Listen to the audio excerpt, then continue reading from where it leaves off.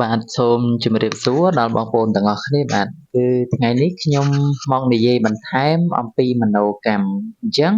មនោកម្មគឺបងប្អូនបានដឹងស្រាប់ហើយគឺខ្ញុំបានលើកជាវីដេអូខ្លីៗដើម្បីបង្ហាញប្រាប់បងប្អូនថាមនោកម្មគឺមាន3ហើយរាល់មនោកម្មមួយគឺមានអង្គ2ឧទាហរណ៍ថាទី1អភិជ្ជាគឺការរំពឹងចង់បានទ្រព្យរបស់អ្នកដទៃទី2ព្យាបាទៈគឺការចងអាឃាតព្យាបាទនិងទី3មិច្ឆាទិដ្ឋិគឺការមានទិដ្ឋិខុសអញ្ចឹងនៅក្នុង3នេះដែរគឺចង់បង្ហាញបងប្អូនឲ្យបងប្អូនហ្នឹងរៀនសង្កេតមើលថាតើបងប្អូនបានដាច់នៅមនោកម្មឬក៏យើងប្រើពាក្យថាតើបងប្អូនហ្នឹងបានប្រព្រឹត្តនៅមនោកម្មហ្នឹងល្អឬមួយក៏ប្រព្រឹត្តនៅមនោកម្មហ្នឹងអាក្រក់ចុះបងប្អូនអាចសង្កេតទៅតាមសកម្មភាពឬមួយក៏ដូចជាចិត្តរបស់បងប្អូនបានថាតើក្នុងមួយថ្ងៃហ្នឹងបងប្អូនមានចងអាឃាតព្យាបាទជាមួយបុគ្គលណាម្នាក់អត់ឬមួយក៏បងប្អូនបានរំពឹងចង់បានទ្រព្យរបស់នរណាម្នាក់ឬមួយក៏អត់ឬមួយក៏ទី3គឺបងប្អូនមានមិច្ឆាទិដ្ឋិបានន័យថាការយល់ខុសទៅលើរឿងរ៉ាវទាំងអស់ដែលមិនមែនត្រូវទៅតាមធម្មជាតិដែរឬអត់ឧទាហរណ៍អញ្ចឹងកន្លែងនេះគឺទី1ទី2និងទី3នេះខ្ញុំជឿថា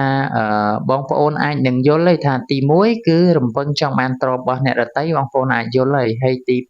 2ការចងអាឃាតព្យាបាទហ្នឹងបងប្អូនអាចជាយល់ដែរប៉ុន្តែមិច្ឆាទិដ្ឋិនេះគឺពិបាកយល់បន្តិចបងប្អូនពីព្រោះថាឧទាហរណ៍ថាបងប្អូនរស់នៅក្នុងសប្តាហ៍ថ្ងៃនេះគឺអត់បានដឹងច្បាស់ថាតើមិច្ឆាទិដ្ឋិហ្នឹងលក្ខណៈដូចម្ដេចអញ្ចឹងកន្លែងហ្នឹងគឺលោកចង់បញ្ជាក់ថានៅពេលដែលបងប្អូនគិតខុសទៅលើធម្មជាតិរបស់វត្ថុគ្រប់យ៉ាងនៅជុំវិញខ្លួនរបស់បងប្អូននឹងហើយគឺជាមិច្ឆាទិដ្ឋិបានន័យថាការយល់ខុសពីធម្មជាតិរបស់វាអញ្ចឹងខ្ញុំលើកឧទាហរណ៍ឲ្យបងប្អូនបានយល់ខ្លះបាទឧទាហរណ៍ថាធម្មជាតិរបស់ខ្សែចុះអញ្ចឹងឧទាហរណ៍ថាខ្សែបើសិនជាបងប្អូនមានខ្សែតូចអញ្ចឹងទៅឧទាហរណ៍ថាបងប្អូនយកទៅចងរបស់របរតូចអញ្ចឹងទៅបើសិនជាបងប្អូនមានខ្សែធំបងប្អូនអាចយកទៅចងរបស់របរប្រើប្រាស់ធំប៉ុន្តែនៅពេលដែលបងប្អូនឃើញថាមានអំបោះឬមួយក៏មានអ្វីដែលយកមកចងដែលតំណាងឲ្យពុទ្ធសាសនាយើងដែលបងប្អូនយល់ខុសថា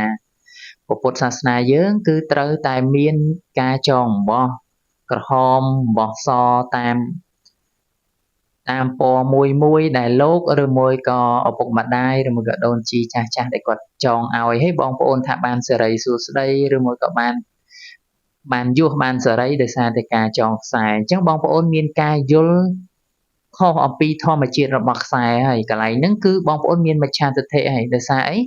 ដោយសារតែខ្សែគឺធម្មជាតិខ្សែគ្រាន់តែជាចំណងទេនៅពេលដែលបងប្អូនមើលឃើញថាលោកប្រសិទ្ធិឬមួយក៏